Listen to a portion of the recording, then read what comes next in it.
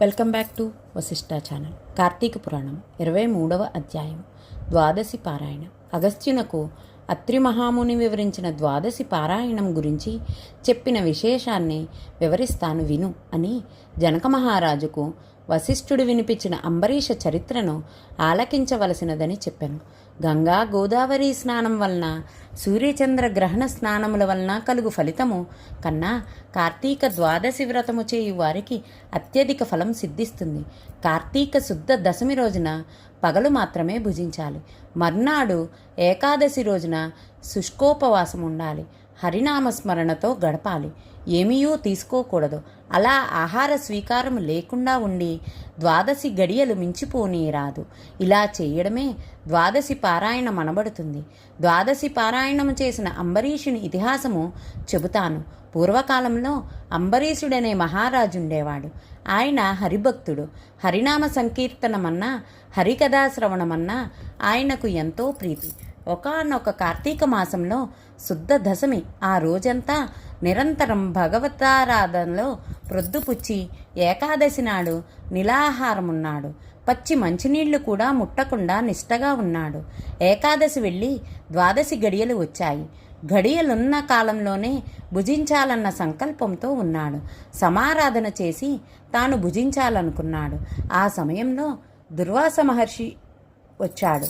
అంబరీషుడు వానికి నమస్కరించి, మునివర్య, ద్వాదశి పారాయణ చెయ్యబోతున్నాను.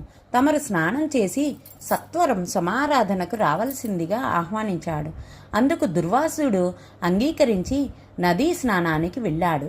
అంబరీషుడు ఎంతగా నిరీక్షించినా దుర్వాసుడు రాలేదు.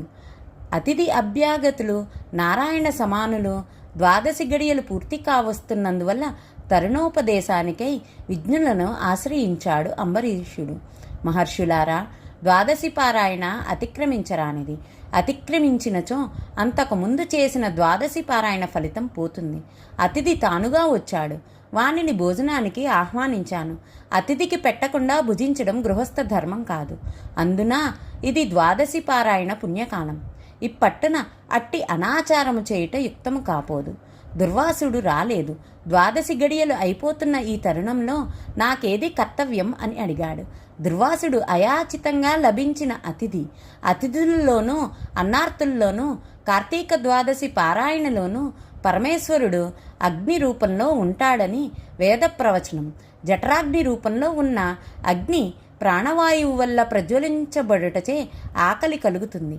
ఆ అగ్ని యుక్తాహారంతో పూజించి శాంతింపజేయుటకు జీవలక్షణము. జీవుడు చేసే భక్ష్య భోజ్య చోష్యాదుల రూపమైన ఆహారమును వారిలోని అగ్ని ఆరగిస్తున్నాడు. కనుకనే ఇంటికి వచ్చిన అభ్యాగతి శూద్రుడైనా చండాలుడైనా వదిలిపెట్టి భుజించరాదు. నిత్యాగ్నిహోత్రుడు నిష్ఠాగరిష్ట యోగీశ్వరుడైన విప్రశ్రేష్ఠుడగు దుర్వాసుడే అతిథిగా వచ్చాడు. అతనిని కాదని ముందుగా భోజనం చేయడం వల్ల ఆయురారోగ్యాలు కీర్తి ప్రతిష్టలు తొలగిపోతాయి. భోజనానికి రమ్మని ముందుగా భుజిస్తే ఆ ముక్కోపి శపించే పరిస్థితి దాపురించవచ్చును. కనుక అతిథిని నిర్లక్ష్యం చేయటం, పారాయణ అతిక్రమించిన దోషం రెండూ విపత్కారాలే అన్నారు. కార్తీక పురాణం 23వ రోజు పారాయణ భాగం అంబరీష ఇతిహాసాధ్యాయం సమాప్తం.